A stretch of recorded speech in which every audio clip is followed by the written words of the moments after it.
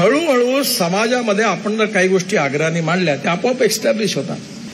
ही सगळी पार्श्वभूमी देशाला मिळालेली आहे.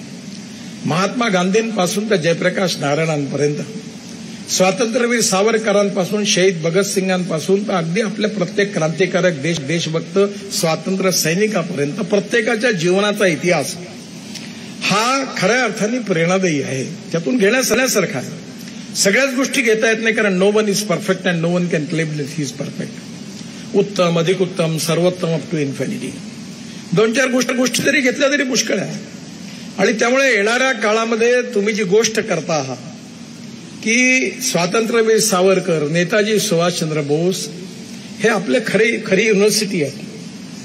पण कसं आहे की गैरसमजामुळे अनेक वेळा खूप गैरसमज होतात आणि त्यामुळे स्वातंत्र्यवीर सावरकरांचे समाज सुधारण्याचे विचार एवढे प्रखर होते की बाबासाहेब आंबेडकरांनी, महात्मा ज्योतिबा फुलेंनी मांडले त्याच्याही पुढे जाऊन त्याचे विचार आहेत.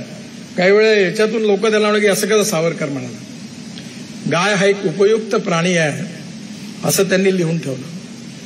त्यामुळे पुरोगामी, प्रगतिशील आणि वैज्ञानिक विचार. त्यामुळे येणाऱ्या काळामध्ये पूर्ण इतिहास, संस्कृती आणि विरासतून मिळणारे मूल्याधिष्ठित संस्कार आणि भविष्य काळामधल्या फ्युचरिस्टिक टेक्नॉलॉजी ज्याच्या आधारावर आपल्याला भारत, आधुनिक भारत, आत्मनिर्भर भारत निर्माण करायचा आहे. आणि आत्मनिर्भर भारत आणि अभिनव भारत यात अंतर नाहीये.